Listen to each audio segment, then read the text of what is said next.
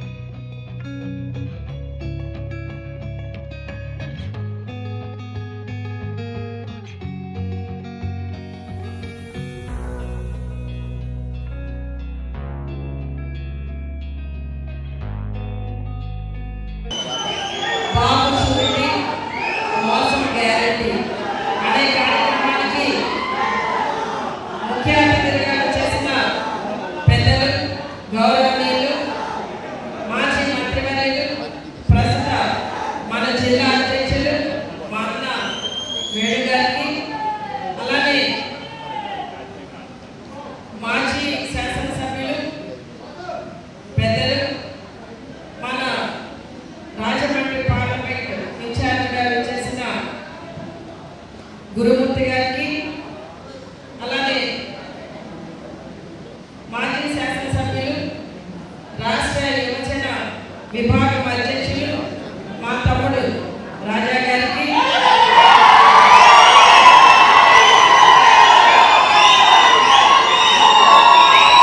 అలానే ఈ కార్యక్రమం నిమిత్తం మన నియోజకవర్గానికి అర్చనగా చేసిన చందన నాగేశ్వర గారికి, వేదిక మీద మరి మండల స్థాయి, జిల్లా స్థాయి, రాష్ట్ర స్థాయి పదవులు తీసుకున్న నాయకులందరికీ పేరు పేరున, మరి ఇక్కడికి చేసిన మన నియోజకవర్గ నాయకులకు, కార్యకర్తలకు, మీడియా మిత్రులకు అందరికీ నా నమస్కారం అండి. మరి ఈ రోజున మీరందరూ కూడా చాలా ఉత్సాహంగా ఉన్నారు. మీ అందరి ఉత్సాహం, మీ అందరి ఆనందం ఇదంతా చూస్తుంటే మన ప్రతిపక్షంలో ఉన్నట్టు అనిపించట్లేదు నాకు. నిజంగా మీ అందరి యొక్క సహాయ సహకారంతో మీ ఆనందంగా ఈ నియోజకవర్గంలో నేను వర్క్ చేయగలుగుతున్నాను. నిజంగా మీ అందరికీ కూడా పేరు పేరున ధన్యవాదాలు తెలియజేస్తున్నాను. అలానే మరి ఈ రోజున కార్యక్రమం మన జగనన్న ఇచ్చిన పిలుపు ఏదైతే ఎన్నికల సమయంలో 2024 ఎన్నికల సమయంలో మరి ఈ కూటమి ప్రభుత్వం ఏవైతే హామీలు ఇచ్చి అధికారంలోకి వచ్చారో మీ అందరికీ తెలుసు. ఇచ్చిన హామీలన్నీ కూడా అధికారం వచ్చిన తర్వాత మర్చిపోయి ప్రజలను మోసం చేస్తూ, దగా చేస్తూ ఈ రోజున మరి ప్రజలను ఇబ్బంది పెడుతున్నారు. ఏమని చెప్పారని ఎన్నికల సమయంలో సంపద సృష్టిస్తామని చెప్పారు. వీళ్ళు సంపద సృష్టించడం లేదు సరికదా, సమస్యలను సృష్టిస్తున్నారు. ఏ విధంగా అంటే ఈ రోజున మరి ఈ సంవత్సర కాలం అయింది వారు అధికారంలోకి వచ్చి, వారు చెప్పిన సూపర్ 6 హామీలు కానివ్వండి, ఆ సూపర్ 6 హామీలు కానివ్వండి, వారు ఇచ్చి మరి ప్రతి ఇంటికి వెళ్ళి వారి నాయకులు ఎవరైతే ఉన్నారో వారు ఒక బాండ్ ఇవ్వడం జరిగింది. వారికి అంటే ఆ గృహంలో ఎవరికైతే ఎవరికైతే ఏది అర్హత ఉందో అర్హతని వాళ్ళు అక్కడే వెళ్ళిన నాయకులు ఇది సంవత్సరానికి ఇంత, ఇది అమ్మఒడి అయితే అదే తల్లికి వందనం అని పేరు మార్చారు. మీ ఇంట్లో ఎంతమంది ఉంటే అంతమందికి ఇంత, అలానే రైతు భరోసా దానికి ఇంత అని, అలానే స్త్రీ నిధి అని చెప్పి ఇలా రకరకాల పథకాలని చెప్పి ఒక బాండ్ ఇచ్చి సంవత్సరానికి వచ్చి 1,40,000 అనుకోండి, అలానే 5 సంవత్సరాలకి ఎంత క్యాలిక్యులేట్ చేసి వీళ్ళ సంతకాలు పెట్టి మరీ బాండ్స్ ఇచ్చారు. ఆ బాండ్స్ మీద ఇక్కడ లోకల్ లీడర్స్ సంతకమే కాదండి, చంద్రబాబు నాయుడు గారి సంతకం ఉంది, పవన్ కళ్యాణ్ గారి సంతకం ఉంది. వాళ్ళు ఏ విధంగా పెట్టారంటే త్రికరణ శుద్ధితో మీరు ఈ పథకాలకి అర్హత కలిగి ఉన్నారు, ఈ పథకాలన్నీ కూడా మీకు అందిస్తాము అని చెప్పి సంతకాలు పెట్టి వాళ్ళకి బాండ్స్ ఇచ్చారు. ఇచ్చిన ఇప్పటికి సంవత్సర కాలం అవుతుంది.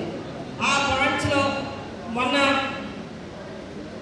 వాళ్ళ అధికారంలోకి వచ్చేసరికి ఖజానాలో మనం ఎంత నిల్వ చేసి ఇచ్చామో తెలుసా?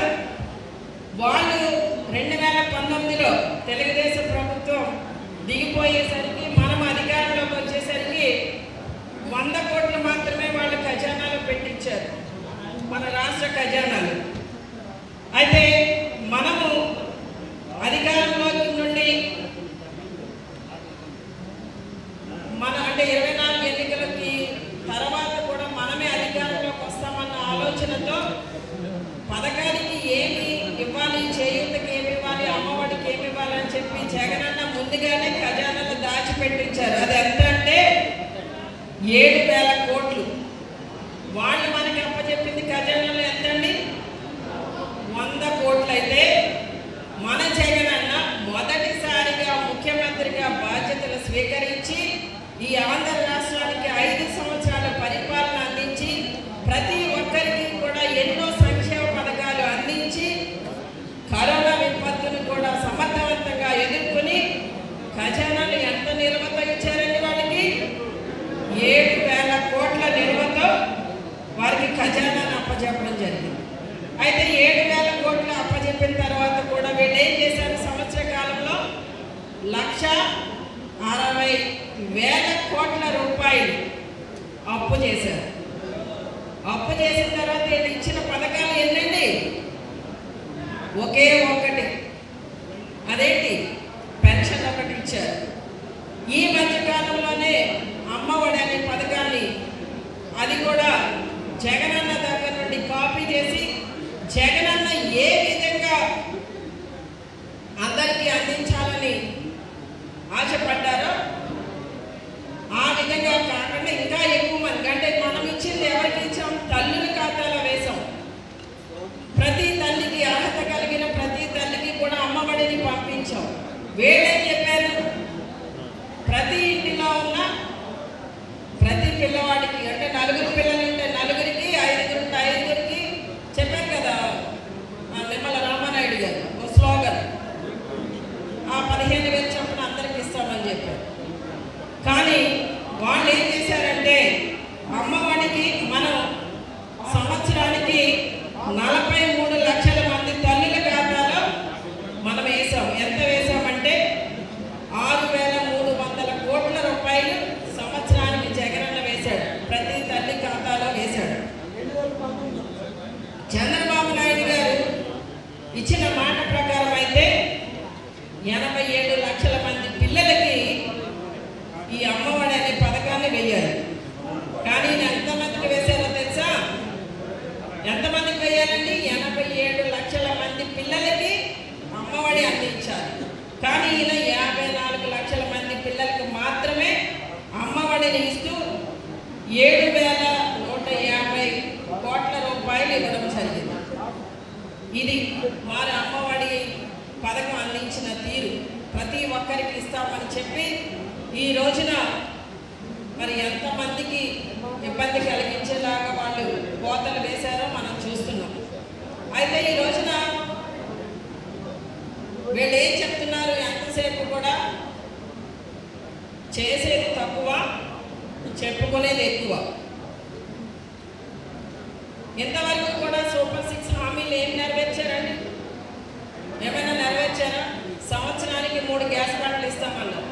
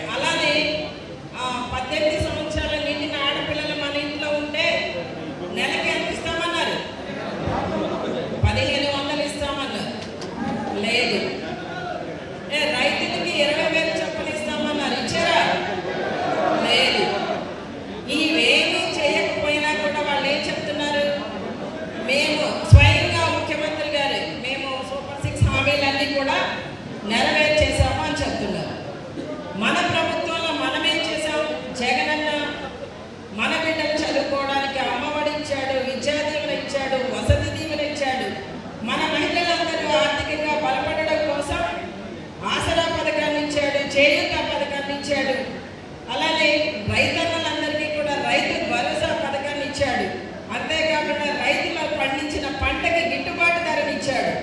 ఎవరికైనా ఈ నియోజకవర్గంలో, మన గోపాలపురం నియోజకవర్గంలో ఆ రోజుల్లో పొగాకు కొనడానికి ఎవరు ముందుకు రాకపోతే జగనన్న ప్రభుత్వం తరఫున పొగాకును కొనుగోలు చేసి రైతన్నలందరినీ కూడా ఆదుకున్నాడు. అలానే ఈ రోజున మరి ఒక్కదానికి పొగాకుకి సరైన ధర లేదు, పామాయిల్కి సరైన ధర లేదు, కోకోకి సరైన ధర లేదు, ధాన్యానికి సరైన గిట్టుబాటు ధర ఇవ్వలేదు. ఇలాంటి మోసాలు చేస్తూ రైతులను కూడా ఇబ్బంది పడే పరిస్థితి ఈ రోజున మన రాష్ట్రంలో చూస్తున్నాం. అంతేకాకుండా వీళ్ళు ఇన్ని రకాలుగా ఇబ్బంది పెట్టు, ముఖ్యంగా మన ప్రభుత్వంలో మహిళా పక్షపాతిగా జగనన్న ఏ పథకం ఇచ్చినా మహిళలకే ఇచ్చారు. ప్రతి మహిళకు కూడా ఇళ్ల స్థలాలు ఇచ్చాం, ఇళ్ళు ఇచ్చాం.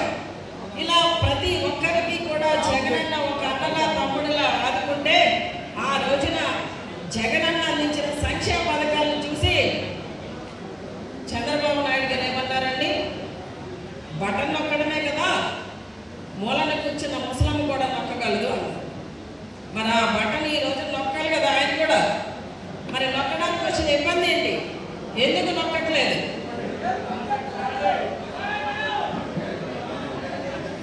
ఈ రోజున ఈ విషయాల గురించి అంటే ప్రభుత్వ వైఫల్యాల గురించి మాట్లాడవలసిన అవసరం ఉంది. గతంలో మన ప్రభుత్వం ప్రజలకు అందించిన సంక్షేమ పథకాల గురించి మనం మాట్లాడలేకపోయాం.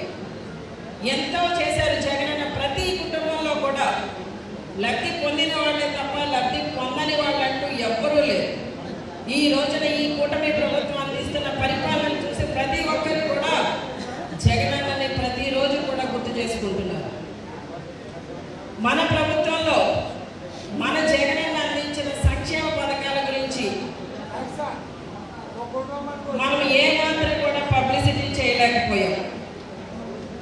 మన ప్రభుత్వంలో పబ్లిసిటీ మన కార్యకర్తల నుండి, నాయకుల నుండి వీక్, పెర్ఫార్మెన్స్ మాత్రం పీక్. ఇప్పుడు ఈ ప్రభుత్వంలో, ఈ కూటమి ప్రభుత్వంలో పబ్లిసిటీ పీక్, పెర్ఫార్మెన్స్ వీక్. అయినా కూడా మనం ఎవరు మాట్లాడవలసిన సమయం వచ్చింది కనుక ప్రతి ఒక్కరు కూడా ప్రభుత్వం, కూటమి ప్రభుత్వం చేస్తున్న మోసాలు, ప్రజలను ఏ విధంగా దగా చేశారు, ప్రజలకు ఏ విధంగా వెన్నుపోటు పొడిచారన్న విషయాన్ని ప్రతి ఇంటికి తీసుకెళ్లవలసిన బాధ్యత మనందరిది. ఆ కార్యక్రమాన్ని పురస్కరించుకునే ఈ రోజున మన జిల్లా అధ్యక్షులు, రాష్ట్ర యువజన అధ్యక్షులు, మన పార్లమెంట్ ఇన్ఛార్జి గురుమూర్తి గారు అందరూ కూడా ఇక్కడికి రావడం జరిగింది. ఈ రోజున ఇది మన నియోజకవర్గ స్థాయిలో జరిగే కార్యక్రమం. తర్వాత మండల స్థాయిలో జరుగుతాయి మీటింగ్స్. తర్వాత గ్రామ స్థాయిలో మనం అందరం కూడా ఈ విషయాన్ని ప్రతి ఒక్కరికి కూడా వివరించవలసిన అవసరం ఉంది. అంతేకాకుండా ఈ రోజున మనమందరం కూడా చేయవలసింది ఏంటి అంటే, గతంలో ఎలాగో మనం అందించిన పథకాలన్నింటి గురించి మాట్లాడలేకపోయాం. ఇప్పుడైనా కూడా మాట్లాడాలి. ప్రతి ఒక్కరికి మన ప్రభుత్వంలో అందించింది ఇది, ఈ ప్రభుత్వం చెప్పారు కానీ చేయట్లేదు, ఇలా మోసం చేశారు అన్న విషయాన్ని ప్రతి ఒక్కరికి కూడా వివరించాలని చెప్పి మీ అందరికీ తెలియజేస్తున్నాను. అలానే మిగిలిన విషయాలు కూడా మన పెద్దలు ఉన్నారు కనుక వారు మాట్లాడతారు. అంతేకాకుండా ఈ రోజున ఈ కార్యక్రమానికి మరి మన నియోజకవర్గ నలుమూలల నుండి చేసిన నాయకులకు, కార్యకర్తలకు మీ అందరికీ కూడా మరి పేరు పేరున ధన్యవాదాలు తెలియజేస్తూ, కాకపోయినా కూడా ఒక వాలంటీర్ వ్యవస్థను పెట్టి మనందరికీ ఎంతో ధైర్యం కల్పించి ఎన్నో యొక్క పనులు చేపట్టారు. అలాంటిది యొక్క వాలంటీర్ వ్యవస్థను కూడా ఈరోజు అనుభవం చేశారు. మనకి రోజు అన్నం పెట్టే వ్యాన్లు కూడా మనం రోజు ఇంటి దగ్గరే ఉండి మహారాజుల్లో బతికే రోజుల్లో కాలేజీ వస్తే అలాంటి వ్యాన్లు కూడా ఈరోజు తీర్చారు. అదే మనకు వచ్చే వ్యాన్లు తీస్తారు. అదే వారికైతే విజయవాడలో వరదలు వస్తే ఆ యొక్క వ్యాన్ని వారి యొక్క ఉపయోగాన్ని ఉపయోగించుకుంటారు. అంటే మన ఉపయోగపడే అయితే ఉపయోగించుకుంటారు, ప్రజలకు ఉపయోగపడే పేదవాడికి అయితే దూరం పెడతారు. ఎందుకంటే జగన్మోహన్ రెడ్డి గారు ఎప్పుడు పేదవాడి యొక్క ఆలోచన దగ్గరగా ఉండి పేదవాడు ఏదైతే సంతోషంగా ఉంటాడో అది ఇవ్వడానికి ట్రై చేశారు. ఈరోజు జగన్మోహన్ రెడ్డి గారు పుట్టిన వారి దగ్గర నుంచి చనిపోయిన వరకు ఆ రోజు ప్రతి ఒక్కరికి ఏదో ఒక సంక్షేమ పథకంలో అందించి ఆ ఇంట్లో చిరునవ్వుతూ ఉండేవారు. కానీ ఈ యొక్క ప్రభుత్వంలో ఏ ఒక్కరు కూడా చిరునవ్వుతో లేరు, అందరూ దుఃఖంతో ఉన్నారు. మళ్ళీ మనం జగన్మోహన్ రెడ్డి గారిని గెలిపించుకొని మళ్ళీ మన అందరికీ కూడా పేదవారిని మహారాజా చూడాలని కోరుకున్నాను. Thank you. మేయర్ సమన్వయకర్త, మాజీ మంత్రివర్యులు, పెద్దలు తిరుపతి ఈ కేబుల్ ఆపరేటర్స్కి చెప్పి మన గ్రామాలలో రాకుండా రాష్ట్ర ప్రభుత్వం ఆపేస్తుంది. కనుక మీరందరూ కూడా మీ ఆపరేటర్స్ అందరినీ కూడా మీరు మాకు సాక్షి ఛానల్ ప్రచారం చేయండి అని చెప్పి డిమాండ్ చేయండి. ఒకవేళ వాళ్ళు వినని పక్షంలో మేము వేరే డిజిటల్కి ఉంది కదా దాంట్లోకి షిఫ్ట్ అయిపోతాం, మీ కేబుల్లో ఉండము అని చెప్పి అక్కడ నుండి మనం తప్పుకోవడం మంచిది. కనుక మీరు ముందు అడగాలి, మీరు మనకి మన సాక్షి ఛానల్ని ప్రచారం చేయండి అని చెప్పి కేబుల్ ఆపరేటర్స్తో మాట్లాడండి మీరు. ఓకే అండి, నిజమే కదా, మన గ్రామాల్లో రావట్లేదు కదా, విషయం ఉంది కదా. ఓకే అండి, థ్యాంక్ యూ.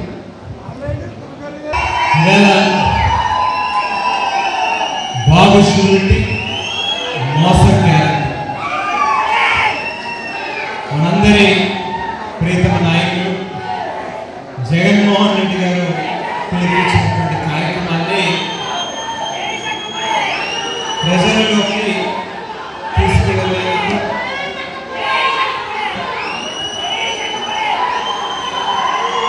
గోపాలపురం నియోజకవర్గ సమావేశం ఏర్పాటు చేసుకోవడం, మమ్మల్ని కూడా మీ అందరితో పాటుగా ఈ కార్యక్రమంలో భాగస్వామ్యం చేస్తూ ఉన్నందుకు చాలా ఆనందంగా సంతోషంగా ఉంది. ఇవాళ మనందరం కూడా ఒక విషయాన్ని దృష్టిలో పెట్టుకోవాల్సినటువంటి అవసరం ఉంది. గడిచినటువంటి 5 సంవత్సరాలు అధికారంలో ఉన్నటువంటి సమయంలో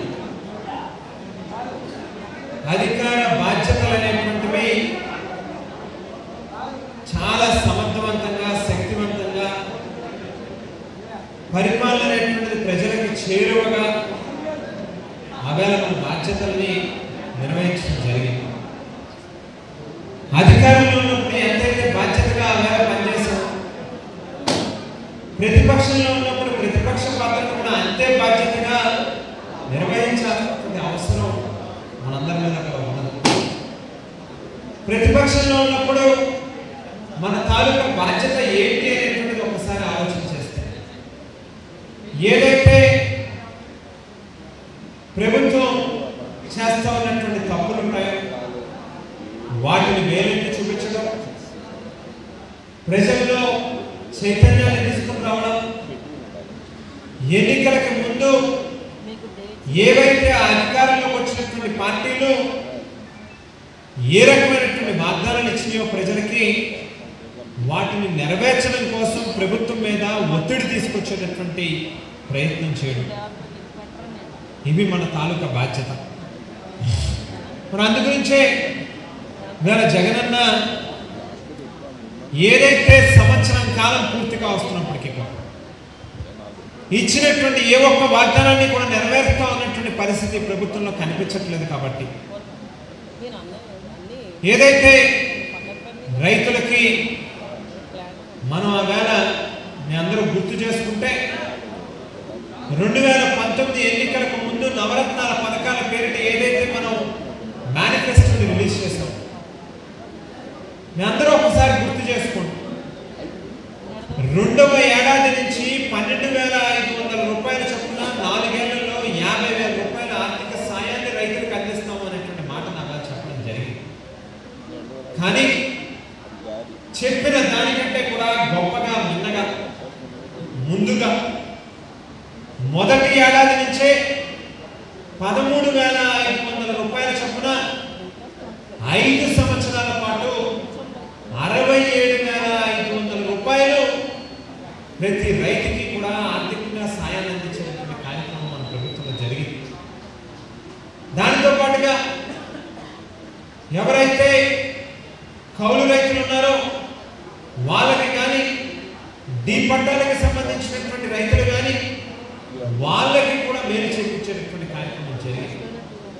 మరి ఇవాళ మనం గమనిస్తే మనకంటే కూడా చాలా గొప్పగా చేస్తాను అని చెప్పి సూపర్ 6 పేరిట ఊరు వాడ ఓదరగొట్టినటువంటి ఈ కూటమి నాయకుడు సంవత్సరం కాలం గడిచిపోయింది. ఎక్కడైనా ఏ రైతుకైనా ఒక్క రూపాయి అయినా రైతుల అకౌంట్లో వేశారా అని చెప్పి ఆలోచన చేయమని చెప్పి మిమ్మల్ని అందరినీ కూడా కోరుతా ఉన్నాను. వేలేస్తారు కదా, తిరిగి బాధ్యతగా ప్రతిపక్ష పాత్రని పోషిస్తూ మనం ప్రభుత్వాన్ని నిలదీస్తా ఉంటే చంద్రబాబు నాయుడు గారు మాట్లాడేటువంటి మాటలు ఏంటి అంటే నాలిక మందమాట మనకి. దాని అర్థం ఏంటంటే ప్రభుత్వాన్ని క్వశ్చన్ చేస్తే నాలికలు కోస్తాను అనేటువంటి మాట. ఇది ప్రజాస్వామ్యం అనేటువంటి విషయాన్ని మర్చిపోయారు చంద్రబాబు నాయుడు గారు. రెడ్ బుక్ రాజ్యాంగాన్ని అమలుపరుస్తూ ఈ రాష్ట్రంలో అరాచకాలకి దాడులకి నిలయంగా గ్రామాన్ని కూడా అనేటువంటిది మనందరం కూడా గమనిస్తూ ఉన్నాం. అయితే ఒకటే విషయం ఇవాళ మనం చెప్పాల్సింది ఏంటి అంటే చరిత్రలో హిట్లర్ లాంటి నియంత్రణే కనుమరుగయ్యేటట్టుగా చేసినటువంటి పరిస్థితులు మనం చూసాం. అటువంటిది చంద్రబాబు నాయుడు గారు పెద్ద గొప్ప ఏం కాదు.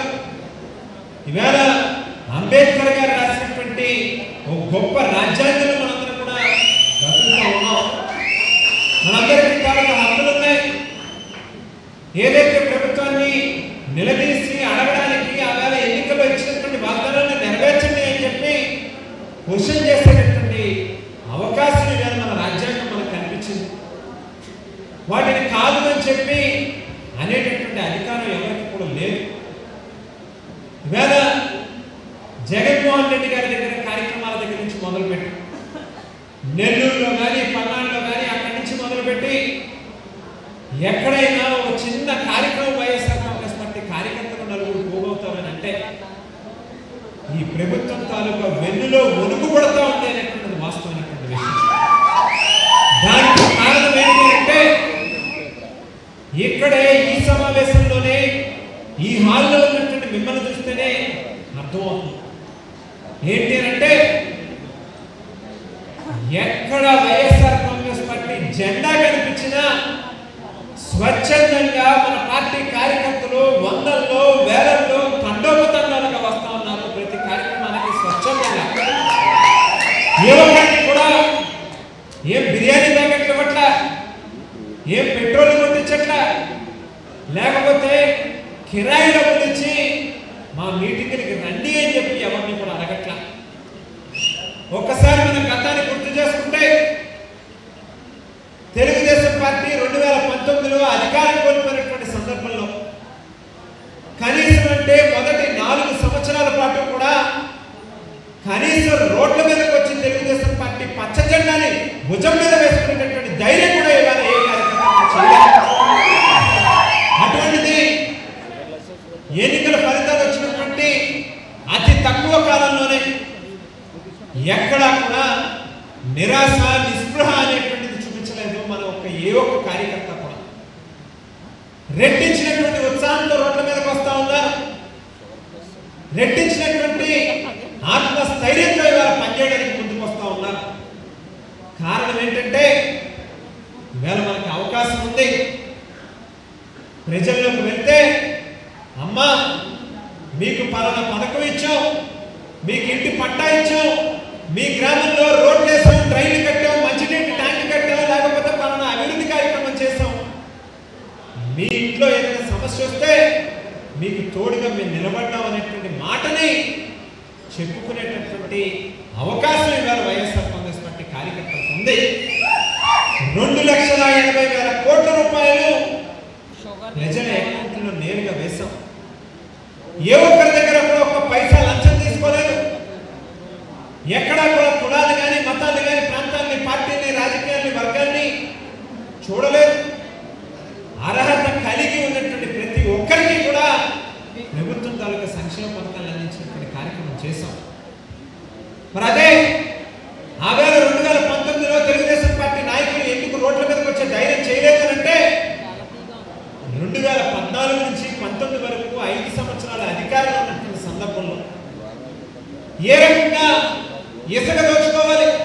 మట్టి దోచుకోవాలి, లిక్కర్ షాపుల పేరు చెప్పి జేబులు నింపుకోవాలి, లేక మైనింగ్ పేరు చెప్పు మరొకటో వాళ్ళ సొంత ఆస్తుల్ని పెంచుకోవాలి, వాళ్ళ ప్రయోజనాల కోసం వాళ్ళ స్వార్థం కోసం చేసుకోవాలనేటువంటి ఆలోచన చేశారు. కానీ వాస్తవానికి ఎక్కడ రాష్ట్రం మొత్తం మీద వైఎస్ఆర్ కాంగ్రెస్ పార్టీ కార్యకర్తలు ఆ రకంగా పైసా కూడా ఆశించి పనిచేసినటువంటి రోజు ఏది కూడా లేదు. కాబట్టి ఇవాళ ఇంత ధైర్యంగా ప్రజల్లోకి వెళ్ళగలుగుతా ఉన్నారనేటువంటిది వాస్తవమైనటువంటి విషయం. అందు గురించే ఇవాళ మిమ్మల్ని అందరినీ కూడా పేరు పేరున కోరుతా ఉన్నా, రాబోయేటటువంటి 4 సంవత్సరాలు మనందరం కూడా కలిసికట్టుగా పనిచేయాల్సినటువంటి అవసరం ఉంది. ప్రజల తరపున నిలబడాల్సినటువంటి బాధ్యత మన మీద ఉంది.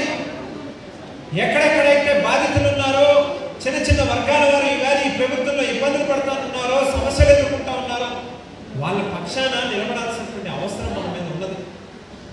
అందుకే మన నాయకుడు పిలిపించాడు, అందరినీ కూడా రోడ్ల మీదకి రండి, గ్రామాల్లో ప్రజల్లోకి తీసుకుని వెళ్ళండి, ఈ ప్రభుత్వానికి కనువింపు చేసేటట్టుగా మన పార్టీ కార్యకర్తలు అందరూ కూడా పనిచేయండి అని చెప్పి. అదే మాదిరిగా ఎవరిని కూడా ఎక్కువ భారం తీసుకోమనం, లేకపోతే మిమ్మల్ని అతిగా నిలిపేసేటటువంటి కార్యక్రమం, మీ మీద బరువు పెట్టేటటువంటి కార్యక్రమం కూడా చేయాలి. ప్రతి గ్రామంలో ప్రజల్లో ఒక చర్చ జరిగేటట్టుగా ఈ ప్రభుత్వం వలన మన హయాంలో వచ్చేటటువంటి పథకాలు కూడా ఏ రకంగా అటకెక్కినాయి, ఏ రకంగా అన్ని వర్గాల ప్రజలు మోసపోయారు అనేటువంటి విషయాన్ని మాత్రం గుర్తు చేయాలి అని చెప్పి పేరు పేరున అందరినీ కూడా కోరుకుంటూ, చివరిగా ఒకే ఒకటి నేను అందరికీ కూడా చెప్తా ఉన్నాను. ఎంతగా అయితే ఇవాళ వైఎస్ఆర్ కాంగ్రెస్ పార్టీ కార్యకర్తల్ని, నాయకుల్ని బెదిరించాలి అనేటువంటి ప్రయత్నం చేస్తా ఉన్నారో, ఎక్కడ చూసినా ఏ మారుమూల గ్రామంలో చూసినా వాళ్ళు బెదిరించే కొద్దీ మన కార్యకర్తలు ఎదిరించేటట్టుగానే ఉన్నారు తప్పితే ఎవరో కూడా ఎక్కడ భయపడి ఇంట్లో లేదు. అందుకే అందరూ ఒక కుటుంబంగా వేళ ప్రజల పక్షాన నిలబడదాం, ఈ కార్యక్రమాన్ని ప్రజల్లోకి తీసుకువెళ్దాం అని చెప్పి పేరు పేరున అందరినీ కూడా కోరుకుంటూ, వేళ మా అక్క మీ అందరికీ ఒక మంచి నాయకురాలుగానే కాకుండా మనందరికీ కూడా ఒక సొంత ఇంట్లో ఆడపడుచు కింద ఉంటారు. అందుకే ఏది అవసరం వచ్చినా ఖచ్చితంగా మీ అందరం కూడా మీతో పాటుగా ఉంటాం. వేళ చెల్లిపోయిన వేణుగోపాలకృష్ణ గారు కానీ, లేక గురుమూర్తన్న కానీ, లేక నగేషన్న కానీ, మేము కానీ అందరం కూడా రాజకీయాల్లో కష్టపడి పైకి వచ్చినటువంటి వ్యక్తులు. ఎవరికి ఏది అవసరం వచ్చినా, ఏది కష్టం వచ్చినా కార్యకర్త తాలూకా మనసెరిగినటువంటి వ్యక్తులుగా ఈ జిల్లాలో ఒక మంచి టీం ఇవాళ ఉంది. ఏది అవసరం వచ్చినా ఖచ్చితంగా మీ పక్షాన నిలబడతాం, మీకు తోడుగా ఉంటాం. పార్టీ పిలిపించేటటువంటి ప్రతి కార్యక్రమాన్ని కూడా భుజాల మీద వేసుకుని ముందుకు తీసుకువెళ్ళండి అని చెప్పి పేరు పేరున అందరినీ కూడా కోరుకుంటూ, ఈ అవకాశం ఇచ్చినటువంటి పెద్దలందరికీ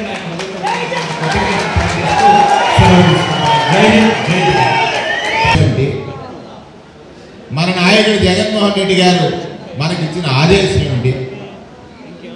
ఉద్దేశాన్ని ఆదేశం ద్వారా ప్రజలకు వివరించడం ఎలా, ఇది ఈ కార్యక్రమం యొక్క ముఖ్య లక్ష్యం. బాబు ష్యూరిటీ, మోసం గ్యారంటీ. ఎందుకు ఈ పదం వాడామంటే, రాజకీయాల్లో 2 రకాల మనుషులు ఉంటారు. అబద్ధాలను పెట్టుబడిగా పెట్టి అధికారం వచ్చినప్పుడు లాగేటు, నిజాయితీతో ప్రజల దగ్గరికి వెళ్ళి చెప్పింది ఖచ్చితంగా అమలు చేసి ప్రజా హృదయాల్లో నిలవడం. 2, అసలు ఈ దేశంలో స్వాతంత్ర్యానంతరం చాలామంది పాలకులు వచ్చారు, వెళ్ళారు.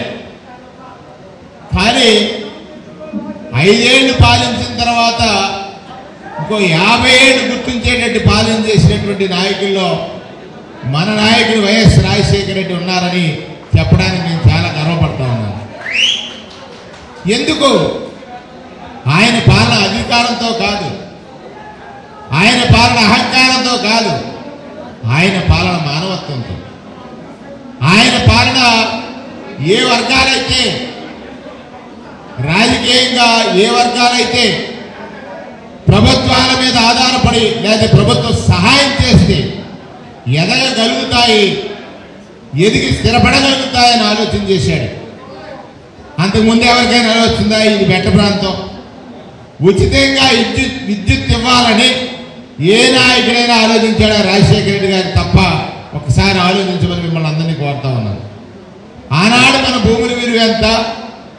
ఉచిత విద్యుత్ వచ్చిన తర్వాత ఈ భూములు సస్యశ్యామలమై రైతుని రాజుగా చూడాలని ఆయన ఆలోచించాడే.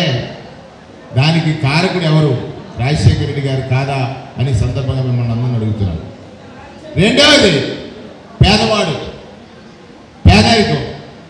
ఆయన వైద్యుడు కదా, చేయి పట్టుకున్నాడు, రోగం తెలుస్తుంది, బిళ్ళలు ఇస్తారు లేదా ఇంజక్షన్ ఇస్తారు, ఆపరేషన్ చేస్తారు, తగ్గిపోద్ది. తగ్గిపోతే వాడు గొప్పగా ఉన్నాడా? లేదు. వాడి అసలైన రోగం ఏంటి? పేదరికం.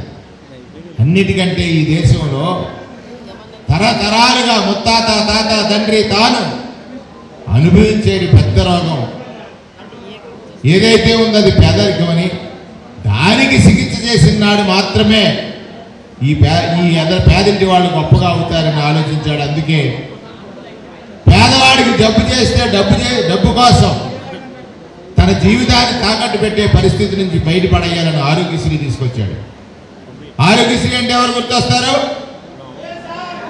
వైఎస్ఆర్ కదా. వైఎస్ఆర్ అంటే ఏది గుర్తొస్తుంది? అంతే కదా. ఉచిత విద్యుత్ అంటే ఎవరు గుర్తొస్తారు? వైఎస్ఆర్ అంటే ఎవరు గుర్తొస్తుంది? ఏ పథకం గుర్తొస్తుంది? ఉచిత విద్యుత్ గుర్తొస్తుంది. మూడోది, చాలా మంది పిల్లలు 10వ తరగతి తర్వాత చదవలేకపోయారు. బీసీ పిల్లలు పర్టికులర్గా వాళ్ళ కోసం ఫీజు రియంబర్స్మెంట్ ఇచ్చాడు. అప్పుడు దాకా ఫీజు రియంబర్స్మెంట్ బీసీలకు లేదు. ఆ ఫీజు రియంబర్స్మెంట్ వల్ల చదివిన పిల్లలు ఎవరైతే ఉన్నారో ఇవాళ నా కొడుకు నేను కుమ్మరి పని చేశాను, నా కొడుకు ఇంజనీర్ అయ్యాడు, లేదా నేను కళ్ళు గీశాను, నా కొడుకు డాక్టర్ అయ్యాడు, లేదా నేను నేతనేశాను, నా కొడుకు ఇంజనీర్ అయ్యాడు, ఇలా ఎంతోమంది చెప్పుకోగలుగుతున్నారంటే అది ఆలోచించినాడు. పేదవాడి ఇంటిలో పేదరికం అనేటువంటిది ఉండకూడదనే ఆలోచనతో పాటు వాడి పిల్లలు అమెరికా వెళ్ళాడు అనుకోండి, కళ్ళు గీసేవాడు కూడా అమెరికా వెళ్తున్నాడు. కారణం రాజశేఖర రెడ్డి అనేటువంటి మాట ఒకసారి మీ అందరికీ నేను గుర్తు చేస్తాను. ఇది ఒక గొప్ప ఆలోచన. రెండు, మీరు ఆలోచించండి, 2004 సంవత్సరం వరకు మహిళల పరిస్థితి ఏమిటి? మా అక్కలకు కానీ చెల్లెళ్ళకి కానీ అమ్మలకు కానీ డబ్బులు కావాలితే బావలను అడగాలి, లేదా నాన్నలు అడగాలి, అన్నదమ్ములను అడగాలి. పావలా వడ్డీ ఇచ్చాడు, పావలా వడ్డీకి అప్పులు ఇచ్చాడు. ప్రతి మహిళా సంఘం ఆ రోజు 10 మంది కలిసి 50,000 రుణ పరపతి ఉంటే ఇవాళ 10 లక్షల రుణ పరపతి, 15 లక్షల రుణ పరపతి, 20 లక్షల రుణ పరపతికి ఎదిగారు. మగాళ్ళ మీద ఆధారపడే మహిళలు మహిళల మీద ఆధారపడే మగాళ్ళ దాకా తీసుకొచ్చాడు. That is Rajasekhara Reddy. ఒకసారి గుర్తు చేసుకోమని సందర్భంగా మనవి చేస్తా ఉన్నాం. అది ఇలా అన్ని పథకాలు మీకు తెలుసు, నేను చెప్పక్కర్లా. ఆయన ఆశయం కోసం పెట్టినటువంటి పార్టీ అని చెప్పడానికి నేను ఈ మాటలు చెప్తున్నాను. రాజశేఖర రెడ్డి గారి ఆశయం ఏమిటి? పేదవాడికి బాసటగా ప్రభుత్వం నిలవాలి. అది ప్రభుత్వం యొక్క బాధ్యత. అధికారం అంటే ప్రజలకు జవాబుదారీతనంగా ఉండాల్సింది. అధికారం అంటే ప్రజల బాధ్యతని స్వీకరించి పనిచేయాల్సింది. దానికోసం జగన్మోహన్ రెడ్డి గారు ఆయన మరణించిన తర్వాత ఆయన మరణ వార్త విని చనిపోయినటువంటి వాళ్ళని చూసి చెలించి వ్యాపారం చేసుకుంటే జగన్మోహన్ రెడ్డి గారు దేశంలో చాలా గొప్పవాడు, కానీ నా లక్ష్యం అది కాదు, మా తండ్రి ఏదైతే చేశాడో దాన్ని కొనసాగించడమే నా లక్ష్యం అనుకున్నాడు. దానికోసం ఎన్ని కష్టాలు పడ్డాడో మనం చూసాం. దొంగ కేసులు పెట్టారు, ఇదే నాయకులు. కేసులు బనాయించారు, జైలుకి పంపించారు. కానీ ఆయన ఎవరు నమ్మాడు అంటే ఆయన పదే పదే చెప్తా ఉంటాడు, నేను దేవుడిని నమ్ముతానన్నాడు. నేను అనుకుంటాను జగన్మోహన్ రెడ్డి గారితో ఒక 15 ఏళ్ళు ప్రయాణం చేశాను కదా, 2009 నుంచి 8 నుంచి ఆయన 8లో ఆయన ప్రారంభిస్తే నేను అనుకుంటాను ఏంటంటే, అనుకోవటం అనేది నిజం, జగన్మోహన్ రెడ్డి గారు కనపడని దేవుడిని కాదు, కనపడి ప్రజల్లో ఉన్న దేవుడిని నమ్మాడనేటువంటి ఒక వాస్తవం. అధికారం అనేది బాధ్యతని, ఆ బాధ్యత నిర్వహించడానికి రాజకీయ నాయకులు ఉండాలి, దానికి ఆదర్శంగా ఉండాలని అందుకే ఆయనకు ఆ గొప్ప ఆలోచనలు వచ్చాయి. పిల్లల చదువుల కోసం అమ్మఒడి కానీ, ఆరోగ్యశ్రీలో 1000 ప్రొసీజర్స్ని 3000 ప్రొసీజర్ పెంచడం కానీ, 25 లక్షల వరకు జబ్బు చేసిన వాడికి డబ్బుతో పని లేకుండా ఆసుపత్రికి వెళ్ళొచ్చని, ఆపరేషన్ చేయించుకున్న తర్వాత ఇంటికి వస్తే ఆరోగ్య ఆసరా ద్వారా వాడికి సహాయం అందించాలని, అలాగే మహిళలకు 0 వడ్డీకి అప్పులు ఇవ్వాలని, 30,000 కోట్ల రూపాయల అప్పులుంటే అక్కచెల్లెల అప్పులు తీర్చి వాళ్ళు బయట పడవేయాలని. అదే కాదు, 1 కాదు, 2 కాదు, 3 కాదు, పిల్లల చదువుల కోసం మరి ఎంత రైతులు తండ్రి ఉచిత విద్యుత్ ఇస్తే రైతు అప్పు కాకూడదు, పెట్టుబడి సహాయం ఇచ్చాడు దేశంలో. మొట్టమొదటిగా మోడీ గారి కంటే ముందు రైతు భరోసా ప్రకటించిన నాయకుడు మన నాయకుడు జగన్మోహన్ రెడ్డి గారు చెప్పడానికి నేను గర్వపడతా ఉన్నాను. అన్నిటికంటే ప్రభుత్వం ప్రజలకి ప్రభుత్వం అవసరం ఉంది. ప్రజల చెయ్యి ప్రభుత్వం అవసరం వచ్చినప్పుడు అధికారి దగ్గర, రాజకీయ నాయకుడి దగ్గర ఎలా ఉంటుంది? ఇలా ఉంటుంది, కిందకి ఇలా ఉంటుంది. ఇది ఎందుకని అంటున్నానంటే, రాజీవ్ గాంధీ గారు చెప్పాడు, ప్రధానమంత్రి గారు ఏం చెప్పాడు? దేశంలో 1,00,000 రూపాయలు కనుక ఒక గ్రామానికి నేను పంపించాలనుకుంటే 15,000 చేరుతుంది, 85,000 అడ్డు వెళ్ళిపోతుంది అన్నాడు. కానీ ఈ దేశంలో ఎక్కడా లేని ఒక నూతన ఒరవడి, ఏదైతే పేదవాడు అవ్వచ్చు, మధ్యతరగతి అవ్వచ్చు, రైతు అవ్వచ్చు, విద్యార్థి అవ్వచ్చు, మహిళ అవ్వచ్చు, చెయ్యి ఎలా లేదు. ఈ ప్రభుత్వం నీది, ఇదిగో నీ ఇంటికి ఇలాగిచ్చానని తీసుకోమన్నటువంటి ఒకే ఒక నాయకుడు మన నాయకుడు జగన్మోహన్ రెడ్డి గారిని చెప్పడానికి. ఇది లేదు, ఇక్కడ ఆత్మగౌరవం తాకట్టు పెట్టాల్సిన అవసరం లేదు. అది కదా ఒక గొప్ప నాయకుడు. కానీ ఇవన్నీ మీకు తెలిసినయే. నేనేమంటానంటే, అబద్ధం వినటానికి అందంగా ఉంటుంది, నిజం కష్టంగా ఉంటుంది. తండ్రి క్రమశిక్షణ 4 గంటలకు లేపాడు అనుకోండి కొడుకుని, రోజు నాన్నం తిడతాడు, అంతే కదా. నిద్రపోతే జీవితం నష్టపోతాడు నా కొడుకు అనుకుని 4 గంటలకి లేపుతాడు తండ్రి. ఎప్పుడు తెలుస్తుంది? క్రమశిక్షణ అలవాటు పడ్డ తర్వాత తెలుస్తుంది, మా నాన్న మంచి పని చేసేట. అలాగే జగన్మోహన్ రెడ్డి గారు ఈ పథకాలు ఇచ్చాడు. నేను అంటే మనందరం చూసాం, ఇచ్చామని చెప్పాం, మనం కూడా ఇచ్చామని చెప్పాం. కానీ ఇస్తానని ప్రచారం చేశాడు, చూశారు అబద్ధం. ఇస్తామని ప్రచారం చేశాడు కదా అబద్ధం. ఏదో వస్తాదనుకున్నారు, పాపం ప్రజలు మోసపోయారు. ఆ మోసం గురించి మనం చెప్పాలి. ఎందుకంటే చంద్రబాబు నాయుడు గారి జీవితం అంతా, ఆయన రాజకీయ జీవితం అంతా పిల్లనిచ్చిన మామని మోసం చేశాడా లేదా? 2014 రైతులను మోసం చేశాడు. 87,500 కోట్ల అప్పులు తీరుస్తానని 1,500 కోట్లు ఇచ్చేశానన్నాడు. మహిళలకు రుణాలు మాఫీ చేస్తానని 14,000 కోట్లు 24,000 కోట్ల అప్పులు పెరిగిపోతే ఇచ్చేశానన్నాడు. ఏదో వెనకాల పంపించి ప్రతి యువకుడు చదువుకుంటే 1000 రూపాయలు నిరుద్యోగ వృత్తి ఇస్తానని ఇచ్చేశానన్నాడు. మోసం కదా. 14 నుంచి 19 వరకు అన్ని రకాల మోసం చేసినటువంటి వ్యక్తి ఈసారి ఏం చేశాడంటే ఒక వేషగాడిని తెచ్చాడు కొత్తోడు. నేను ఎలాగా మోసగాడినే, నన్ను నమ్మరు, అంతే కదా. మీరు గమనించండి, ఎన్నికల ముందు నేను మోసగాడిని నమ్మరని అనుకుని ఎవరిని తెచ్చుకున్నాడు? ఒక వేషగాడిని తెచ్చుకున్నాడు. ఆయన ఊగిపోతూ ఉంటాడు ఇలా. ప్రజలు నమ్మారు. అయ్య బాబోయ్, ఈ ఊపు చూసిన తర్వాత మన కోసం ఇతను ఉంటాడు. ఆయన నిన్న అంటున్నాడు, చంద్రబాబు నాయుడు లేకపోతే పరిపాలించడం కష్టం, నాకు అనుభవం లేదంటున్నాడు. రాజకీయాల్లోకి ఎందుకు వచ్చారు ఆయన? ఈ నష్టపోయిన ప్రజలకు ఎవరు జవాబు చెప్తారు ఆయన? పవన్ కళ్యాణ్ గారు ఎవరైనా ఆయన ప్రశ్నిస్తే తొక్క తీస్తానంటాడు, తోలు తీస్తానంటాడు. రోజు ప్రచారం. నేనొకటి పెద్దలారా, మీరందరూ చర్చించాలి. ఒక మోసగాళ్ళ గ్రూప్ ఒక మాఫియాగా మారి, మోసగాళ్ళ గ్రూప్ ఒక మాఫియాగా మారి ప్రజల్ని వంచిస్తుంది, ప్రజాధనాన్ని లూటీ చేస్తుంది. రియల్ ఎస్టేట్ ముసుగులో ఈ ప్రజాధనం అంతా కూడా లూటీ అయిపోతూ ఉంది. 3 ప్రశ్నలు వేద్దాం. హైదరాబాద్ నేనే కట్టాను, నేనే బాగు చేశానన్న చంద్రబాబు నాయుడు ఈ రాష్ట్రంలో ఉన్న పేదరికానికి కారణమా కాదా అని ఒకసారి అడగండి. ఇవాళ ఈ రాష్ట్రంలో పేదలుగా ఉన్నారంటే నీకు 3 అవకాశాలు వచ్చాయే. ఈ ప్రాంతాన్ని నువ్వు డెవలప్ చేయని కారణం చేత కదా వీళ్ళంతా నష్టపోయారు. అది చెప్పాలా లేదా? 2, ఆయన తీసుకున్న నిర్ణయం ఏదైనా పబ్లిసిటీ తప్ప ప్రజలకు చేసింది ఏమీ లేదు, అమలు చేసింది ఏమీ లేదు. ఆయనకి కలిసి రావాలి, ఆయన వర్గానికి కలిసి రావాలి. దీంట్లో ఏం చేశాడు? ఒకటి చంద్రబాబు నాయుడు గారు, 2వది పవన్ కళ్యాణ్ గారు, 3వది భారతీయ జనతా పార్టీ వారి వదిన గారు, 4వది ఈనాడు రామోజీరావు గారు, ఆయన వెళ్ళిపోయాడు పాపం, కిరణ్ గారు వచ్చాడు. బిఆర్ నాయుడు గారు, ఎవరు? TV5 ఏబిఎన్ రాధాకృష్ణ గారు. అంటే ఇక్కడ మనం ఆ కోణం చూడలేదు.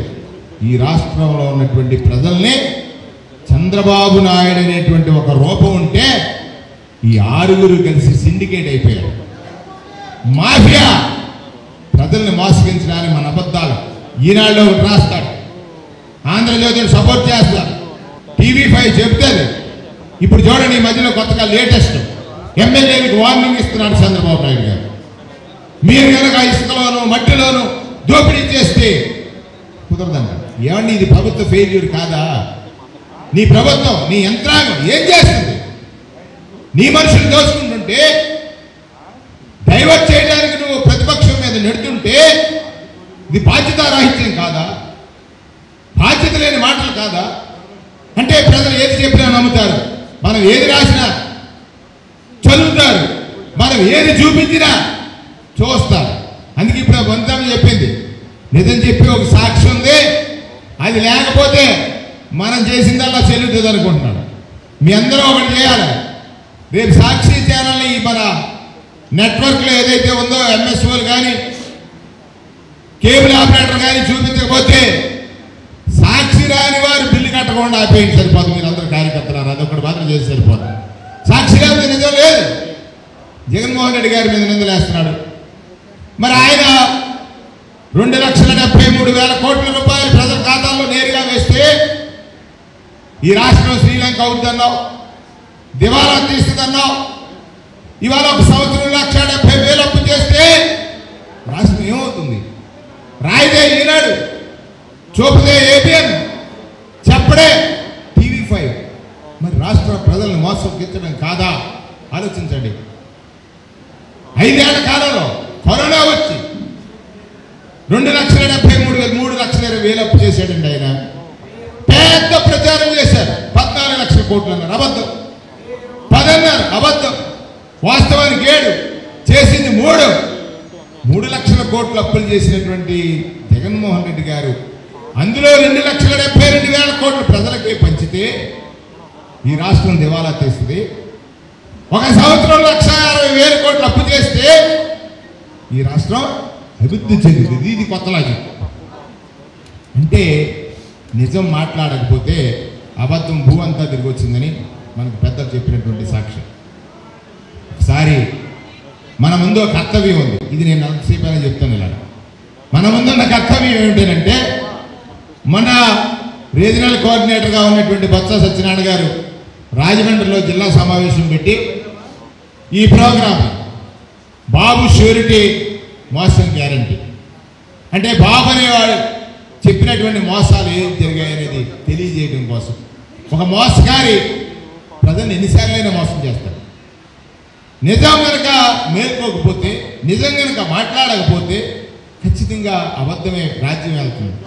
అటువంటి అబద్ధాన్ని అడ్డుకోవాల్సిన బాధ్యత మనకు ఉంది. కాబట్టి ఇవాళ నేను నియోజకవర్గానికి వచ్చాను. ఇప్పుడే వనితమని అడిగాను, అమ్మా నీకున్న మండలాల్లో ఒక ప్రోగ్రాం డిజైన్ చేయండి, 4 మండలాలకి మీరు వెళ్ళండి, మీరు మండల నాయకులందరూ గ్రామాలకు వెళ్ళండి, రచ్చబండలు నిర్వహించండి, ఆ గ్రామంలో ప్రజలు నష్టపోయిన దాని గురించి చర్చ పెట్టండి.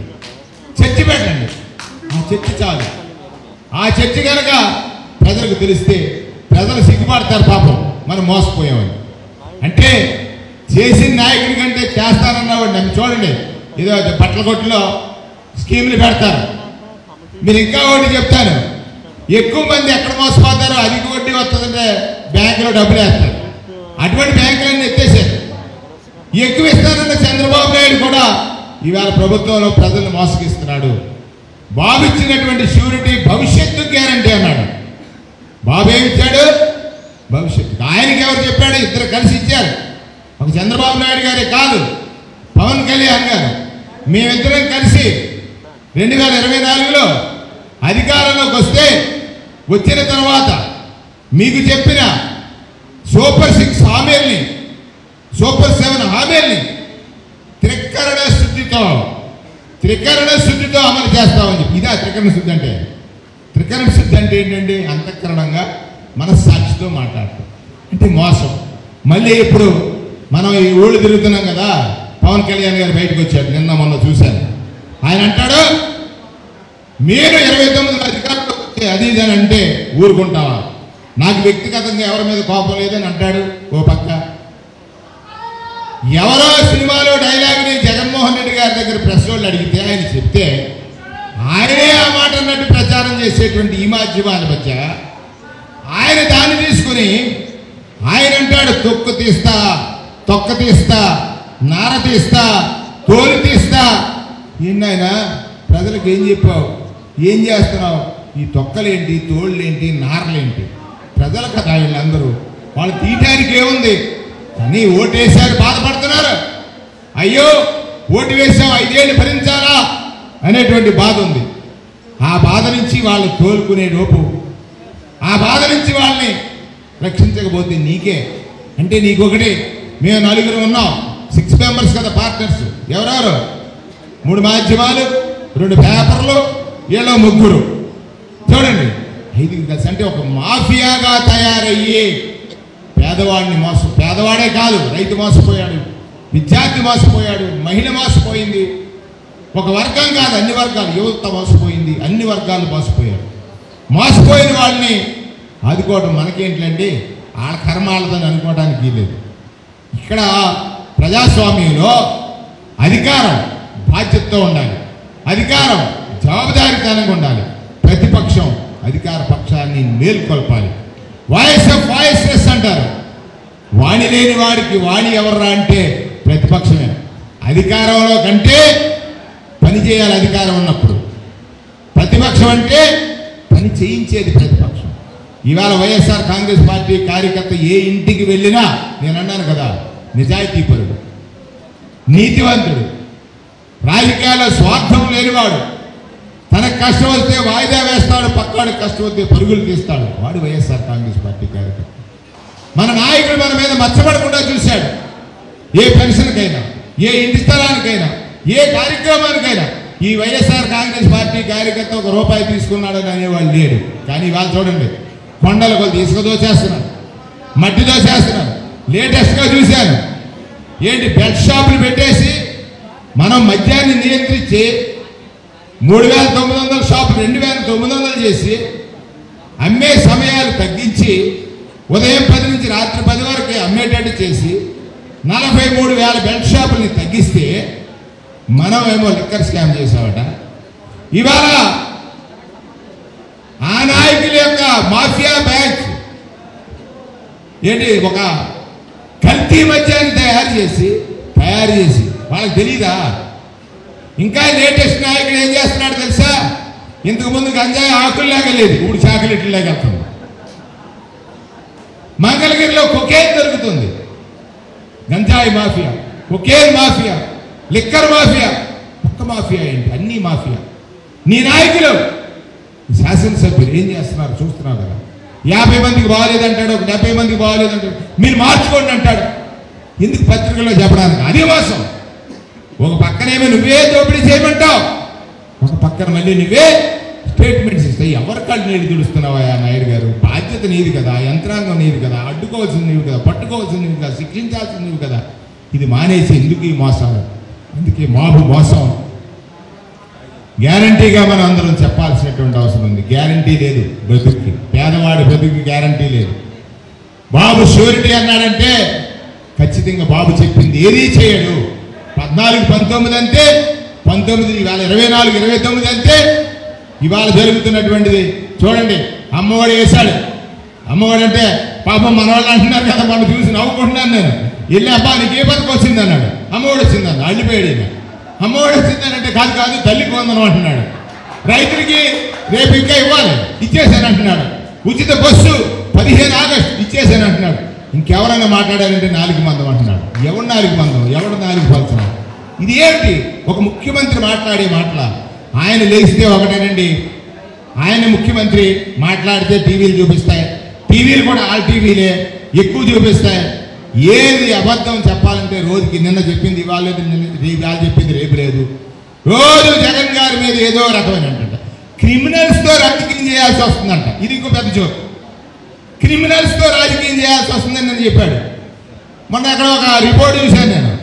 తెలుగుదేశం పార్టీలో గెలిచినటువంటి 80% మంది శాసనసభ్యులు చాలా గొప్ప హిస్టరీ ఉందని, క్రిమినల్ హిస్టరీ.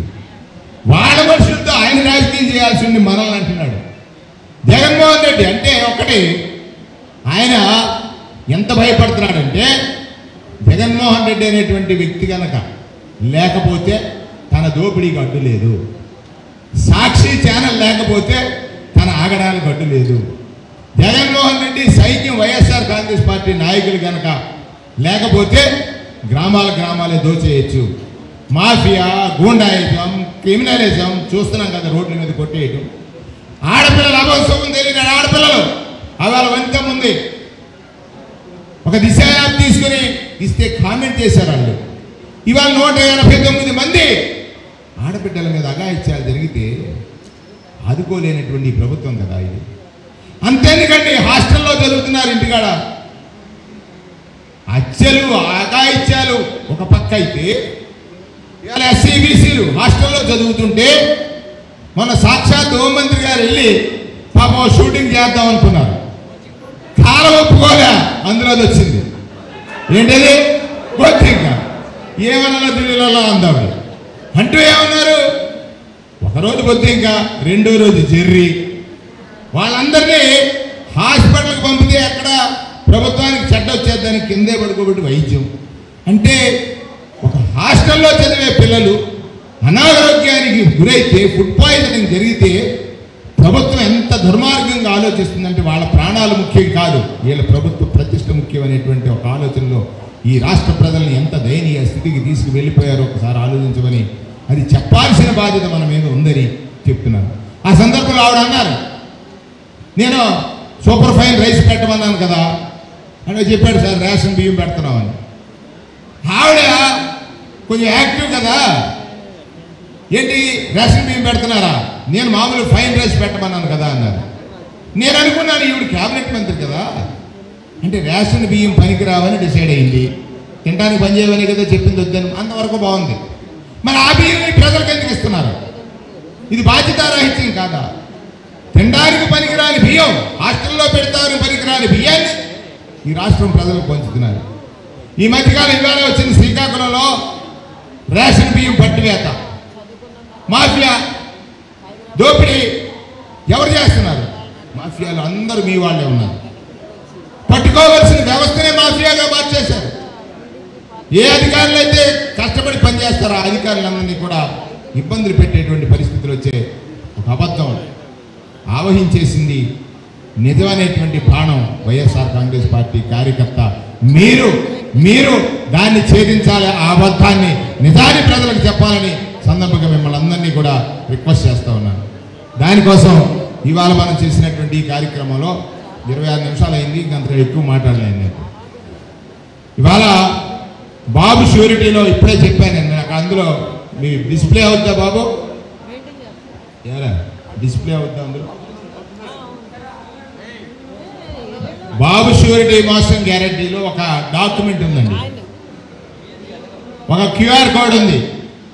అందరి సెల్ ఫోన్లో ఆ క్యూఆర్ కోడ్ని కనుక మనం డౌన్లోడ్ చేసుకుంటే చంద్రబాబు నాయుడు ఏమి హామీలు ఇచ్చాడు, ఒకటి మన ప్రభుత్వంలో ఏ సంక్షేమ సభలు జరిగాయి. ఒకటి, చంద్రబాబు నాయుడు ఇచ్చినటువంటి హామీలు అమలు చేయకపోవడం వల్ల ప్రజలకు నష్టం ఎంత వచ్చిందనేటువంటిది ఒకటి. ఒక్కొక్కటి వస్తూ జగన్మోహన్ రెడ్డి గారు ప్రతిదీ లెక్కలతో సహా చెప్తున్నాడు, గాలిమాటలు చెప్పట్లా. ఆ వీడియో దానితో పాటుగా ఇవాళ ఈ ప్రభుత్వం వచ్చిన తర్వాత ఏ కార్యక్రమాలు అమలు చేయలేదనేటువంటి విషయాలు కూడా బాబా అలా ఉంచే. దానితో పాటు పవన్ కళ్యాణ్ చంద్రబాబు నాయుడు గారు ఇద్దరు కలిసి ఒక హామీ ఇచ్చారు, మేము అధికారంలోకి వచ్చిన తర్వాత సూపర్ 6 అమలు చేస్తామని. సూపర్ 6లో ప్రధానమైనటువంటిది తల్లికి వందనం. ఇప్పుడు అమ్మ చెప్పింది 87 లక్షల మంది పిల్లలు ఉంటే 54 లక్షలకు ఇచ్చారు. అప్పుడు రైతులు 87,000 కోట్లు ఉంటే 15,000 కోట్లు ఇచ్చి మొత్తం ఇచ్చేసారన్నాడు. ఇది క్యూఆర్ కోడ్. ఈ కోడ్ని మనం డౌన్లోడ్ చేసుకుంటే నెక్స్ట్ పెట్టమ్మా, ఎక్కడున్నాడు? నెక్స్ట్ పెట్టు. ఇది భవిష్యత్తు గ్యారంటీ. ఇది బాబు అది కాదు, నెక్స్ట్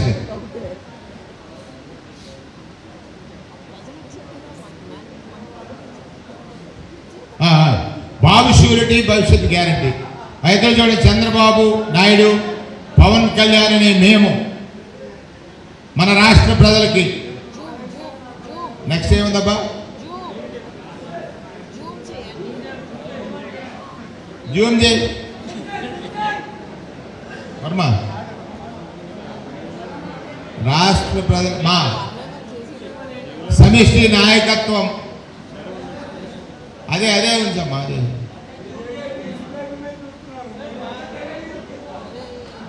అదే కొంచెం జూమ్ చేసి రాదా, జూమ్ అవదా?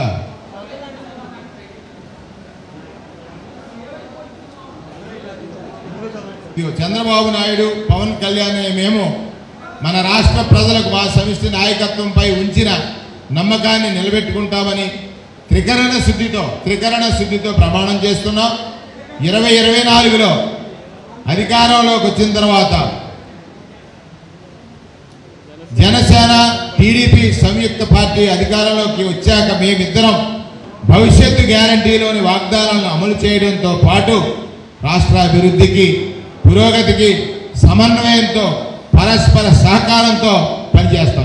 ఒకటి నమ్ముదామండి, ఇవన్నీ మోసాలే, కానీ పరస్పర సహకారం ఉంటుంది. నీకింత నాకింత. ఇప్పుడు ఈ కంపెనీ ఏంటంటే మోసగాళ్ళ కంపెనీ కదా. మోసగాళ్ళ కంపెనీకి 6 డైరెక్టర్లు ఉన్నారు. డైరెక్టర్ 1 పవన్ కళ్యాణ్ గారు, డైరెక్టర్ 2 ఈనాడు, డైరెక్టర్ 3 ఏబిఎన్, డైరెక్టర్ 3 TV5 2 పత్రికలు. అప్పుడప్పుడు పైన కొన్ని అక్షతలు వేయడానికి భారతీయ జనతా పార్టీ. ఇక్కడ కింద నటన. ఈ పత్రికలు ఏం చేస్తున్నాయంటే ప్రజలు అడుగుతారని వాళ్ళే గొడవలు పడుతూ ఉంటారు, నటిస్తూ ఉంటారు. ఎవరిని మోసగించడానికి? ఈ ప్రజలను మోసగించడానికి విషయాన్ని తెలియజేస్తూ కరెక్ట్గా 30 నిమిషాలు అయింది, ఆపేద్దాం. ఈ బాబు షూరిటీ భవిష్యత్తు గ్యారంటీ పోయి బాబు షూరిటీ మోసం గ్యారంటీ ప్రజలందరికీ వివరించండి. రేపు మండల ప్రోగ్రాం అవుతుంది, తర్వాత గ్రామాలకు వెళ్ళండి. అమ్మ, మీకు నా రిక్వెస్ట్ ఏంటంటే ఒక షెడ్యూల్ వేసి ఆ షెడ్యూల్ నాకు పంపించండి. ఇది చాలా అంటే ప్రజల కోసం ప్రతిపక్షం ఎలా పనిచేస్తుందంటే దేశానికి ఒక ఉదాహరణ కావాలని మీ నియోజకవర్గం గురించి చెప్పక్కర్లేదు. అందరూ కూడా సీనియర్ నాయకులు, అనుభవం ఉన్నటువంటి వాళ్ళు, ప్రత్యేకించి ప్రజలతో మమేకమై ప్రజల్ని కన్విన్స్ చేయగలిగినటువంటి శక్తి ఉన్న వాళ్ళే నాయకులుగా ఉన్నారు కనుక ఇక్కడ వేదిక పైన ఉండొచ్చు, వేదిక ముందు ఉండొచ్చు, గ్రామాల్లో ఉండొచ్చు. అందరూ కూడా సమిష్టిగా ఈ ప్రోగ్రామ్ని సక్సెస్ చేయమని కోరుకుంటూ సెలవు. Thank you.